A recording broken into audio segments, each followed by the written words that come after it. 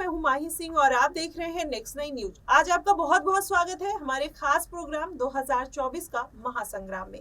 जिस तरीके से लोकसभा चुनाव नजदीक आ रहा है वैसे वैसे सियासी हलचल भी बढ़ रही है, लेकिन आज बात करने वाले हैं मायावती, चंद्रशेखर और आकाश आनंद की। जिस तरीके से तीनों आपस में अब बयानबाजी करते हुए नजर आ रहे हैं, ऐसे में माना जा रहा है कि पहले इनका गठबंधन कहीं ना कहीं लोग लगा रहे थे कयास की इनका गठबंधन हो सकता है, लेकिन इनके तीखे बयानबाजी की वजह से वो अटकलें अब कहीं ना कहीं समाप्त होती हुई दिखाई दे रही हैं। आपको बता दें, आकाश आनंद ने चंद्रशेखर आजाद पर हमला बोला है। उन्होंने बोला है कि कौन है चंद्रशेखर आजाद, हम उन्हें नहीं जानते। अगर वो बोलते हैं कि मायावती उनकी बहन है या उनका आशीर्वाद प्राप्त है, तो अगर मैं बोलूं कि पीएम मोदी का मुझे आशीर्वाद प्राप्त है, तो ऐसे बोलने से कुछ नहीं हो जाता। इस तरीके से अब आकाश आनंद ने कहीं ना कहीं साफ कर दिया है कि उनका चंद्रशेखर आजाद के साथ कोई रिश्ता नहीं है। लेकिन ऐसे में क्या ये बातें सही है? मायावती जिस तरीके से आजाद को लेकर कहीं ना कहीं सॉफ्ट दिखाई दी, उन्होंने कभी उनके ऊपर लेकर कोई तीखे बयानबाजी नहीं की। तो ऐसे में माना जा रहा है कि आने वाले दिनों में क्या चंद्रशेखर आजाद और मायावती का कुछ गठबंधन हो सकता है, या आकाश आनंद जिस तरीके से हमलावर है, ऐसे में ये सारी चीजें फिर से खत्म होती हुई नजर आएंगी। हमारे साथ अमन जी मौजूद हैं, इनसे जानते हैं कि क्या आकाश आनंद और मायावती और चंद्रशेखर जिस तरीके से ये पूरी त्रिकोणीय लड़ाई बनती हुई दिखाई दे रही है, आपको क्या लगता है कि आने वाले दिनों में इनका कुछ गठबंधन संभव हो सकता है? देखिए बिल्कुल माही, जिस तरह से हम अगर यूपी की चुनाव को देखें इस वक्त, तो ऐसे में लगता है कि चंद्रशेखर आजाद के ऊपर एक तरीके से आकाश आनंद बुरी तरह टूट पड़े हैं, क्योंकि उनको ये साबित करना है कि वो जो आजाद है उनसे बेहतर नेता है, उनसे बड़े नेता हैं। क्योंकि आपने बयानबाजी सुनी, देखी उनकी, सुनी होगी कि उसमें वो साफ कहते हैं कौन आजाद मैं नहीं जानता और मैं उनके बारे में बात भी नहीं करना चाहता।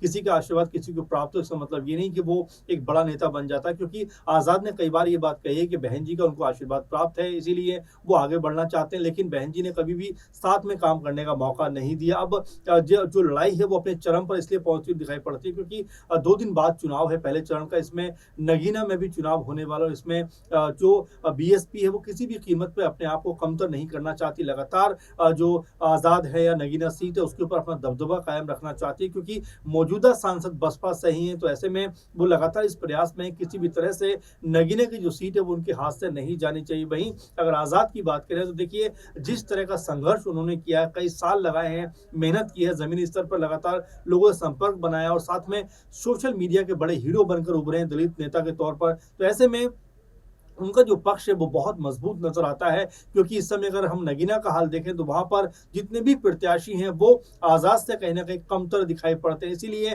चाहे आकाश आनंद हो या फिर मायावती हो, लगातार जो आजाद के ऊपर हमले कर रहे हैं। लेकिन देखिए जिस तरह से आपने कहा कि जो कह सकते हैं कि बयान देना चाहिए, जो हमला करना चाहिए, उसका भी एक ढंग होता है, तरीका होता है। लेकिन ये कहना कि मैं आजाद को नहीं जानता, कौन है आजाद, और छोटे स्तर के नेता हैं, छोटा उनका कह सकते हैं दल है, तो कभी बसपा छोटा दल रहा होगा। देखिए चीजें ऐसे ही आगे बढ़ती हुई दिखाई पड़ती है। लेकिन आकाश आनंद को भी बहुत कुछ साबित करना है, जमीनी स्तर बहुत कुछ हासिल प्राप्त करना है, लड़ाई लड़नी है, संघर्ष करना है। लेकिन कह सकते हैं पैराशूट से सीधा जिस तरह से वो उतरे हैं उसको लेकर भी लोग सवाल उठा रहे हैं कि आखिर आकाश आनंद ने ऐसा क्या कुछ कर दिया जो वो आजाद के ऊपर इस तरह से हमला करते हुए दिखाई पड़ते। देखिए अब यहाँ से अगर समझा जाए माही, तो मायावती की जो राजनीति है वो लगभग अपने ढलान पर नजर आती है। अब जिस तरह से आकाश आनंद को उत्तराधिकारी बनाया गया है, कहा गया है, ऐसे में बिल्कुल जिस तरह से हम देख रहे हैं कि आजाद और जो आकाश है उनके अंदर जो होड़ मची हुई है कि कौन बड़ा नेता है, तो ऐसे में आकाश के पास में कह सकते हैं कि एक संगठन, मजबूत संगठन है जो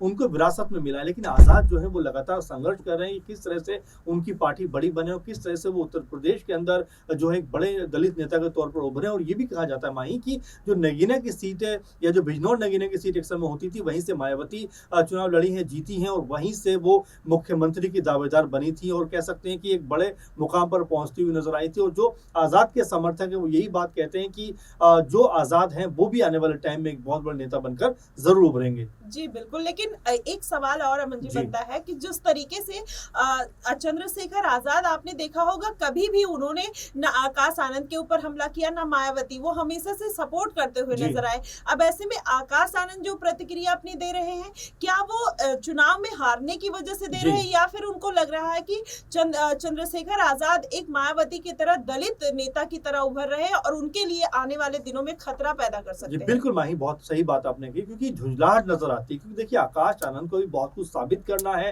तमाम चीज़ों पे अपनी कह सकते हैं आने वाले दिनों में पकड़ बनानी है, लेकिन इसका मतलब ये नहीं कि आप आएँगे और चुनाव में उतरते ही आप जो है अखिलेश यादव के ऊपर हमला करेंगे, राहुल गांधी के ऊपर हमला करेंगे और एक तरीके से कहें कि जिस तरह से आज़ाद के ऊपर लगातार ताबड़तोड़ वो हमले कर रहे हैं, वो कहीं से भी तर्कसंगत नज़र नहीं आता। ऐसा लगता है कि आकाश आनंद को बहुत अनुभव है, बहुत जानकार है, बहुत समय से यूपी की पॉलिटिक्स में है, तो ये उनके लिए मेरे ख्याल जल्दबाजी है और ऐसे में कहीं वो अपना जो आने वाला भविष्य के खतरे में ना डाल दे क्योंकि आज़ाद के साथ एक इमोशनल जो अटैचमेंट है माही, वो दिखाई पड़ता है। तमाम लोग जो है खासकर दलित वर्ग के जो लोग हैं, वो आज़ाद को एक अपने हीरो के तौर पर देखते हैं। आप देखिए सोशल मीडिया पे लगातार उनके लिए किस तरह की बातें लिखी जाती हैं, किस तरह से उनके बारे में कहा कुछ जाता है, लेकिन आकाश आनंद को ये सब चीज़ अभी बनानी है। देखिए लगातार 4-5 साल का संघर्ष, उससे भी ज़्यादा का शायद संघर्ष जो आज़ाद करते हुए चले आ रहे हैं, अब उसका नतीजा कहने के उनके पक्ष में आ रहा है क्योंकि टाइम मैगज़ीन तक ने कहा कि आज़ाद जो है वो 50 ऐसे युवा चेहरों में से एक है भारत के, जो आने वाले दिनों में राजनीति का एक बड़ा चेहरा बनकर ज़रूर उभरेंगे। और देखिए जिस तरह नगीना सीट के ऊपर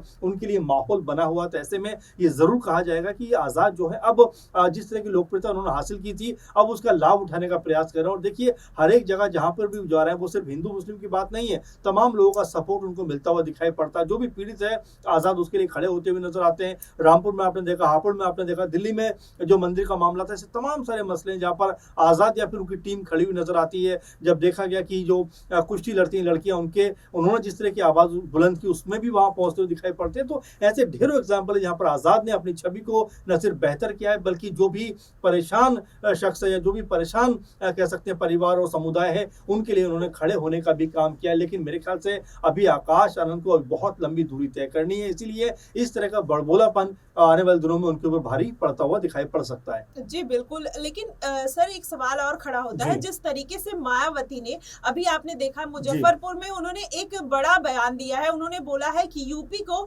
एक उत्तर पश्चिम जो यूपी है उसको एक अलग स्टेट बनाएंगी अगर उनकी सरकार आएगी। तो कहीं ना कहीं मुस्लिम वोटर्स को साधने के लिए ऐसे बयानबाजी करना सही है? और अगर एक बड़ा एक राज्य है उत्तर प्रदेश, जिस तरीके से उत्तराखंड पहले साथ में था, जी। फिर अब वो अलग हो गया उत्तर प्रदेश से, उसमें कितनी कठिनाइयां आई। अब ऐसे में अगर मायावती ऐसे बयानबाजी केवल वोटर्स के लिए जी। कर रही है, तो कहीं ना कहीं वो गलत है या सही है? देखिए, बिल्कुल आपने सही मुद्दा उठाया क्योंकि अगर हम देखें 2012 में जब मायावती का कार्यकाल खत्म हो रहा था, उस समय मायावती ने 4 राज्य बनाने की जो है बात रखी थी उत्तर प्रदेश के लिए। और देखिए अभी तक उसके ऊपर कोई बातचीत नहीं है। वहीं अब उनको लग रहा है कि सियासी ज़मीन उनके हाथ से निकल रही है। लगभग उनका जो कह सकते हैं बसपा जो है वो सिकुड़ती हुई दिखाई पड़ती है। तो ऐसे में उन्होंने एक और मुद्दा इस बार रख दिया है कि पश्चिम यूपी को अलग किया जाए, एक अलग प्रदेश बनाया जाए। तो अभी इसकी क्या ज़रूरत आन पड़ी? देखिए चुनाव में तो कोई बहुत इसके ऊपर मुझे नहीं लगता कि इम्पैक्ट बनने वाला है क्योंकि लोग अभी फिलहाल क्या-क्या मुद्दे होने चाहिए, उनका विकास कैसा होना चाहिए, किस तरह से उत्तर प्रदेश में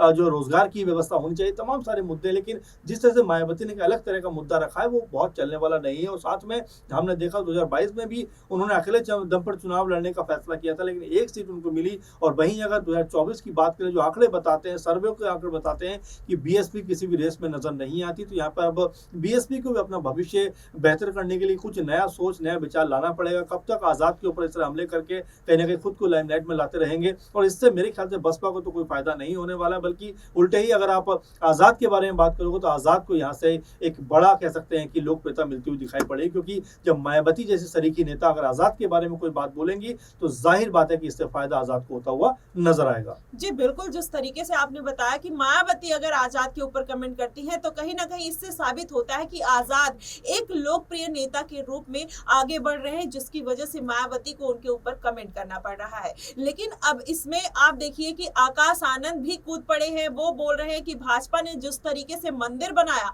अगर वो मुसलमान अगर उनके साथ बाबरी मस्जिद बनती है तो उसके साथ खड़े होते हुए नजर आएंगे। तो इस तरीके की जो बयानबाजी आकाश आनंद, मायावती मुसलमानों को लेकर कर रही हैं, वो कितना सही है या गलत है, ये आने वाले दिनों में पता चलेगा। और भाजपा के ऊपर इसका क्या इम्पैक्ट पड़ने वाला है, मायावती उनके कितने वोट काटते हुए नजर आएंगी, अभी इसका कोई अनुमान नहीं लगाया जा सकता। लेकिन मायावती जिस तरीके से या आकाश आनंद जिस तरीके से अपना पासा फेंकते हुए नजर आ रहे हैं, अब देखना होगा कि वो पासा कहां जाकर सटीक बैठता है, ये आने वाले दिनों में पता चलेगा। फिलहाल आपकी इस पे क्या प्रतिक्रिया बनेगी, आप हमें कमेंट बॉक्स में जरूर बताइएगा। फिलहाल के लिए बस इतना ही। देश और दुनिया की तमाम खबरों के लिए हमारे साथ बने रहिए नेक्स्ट 9 न्यूज।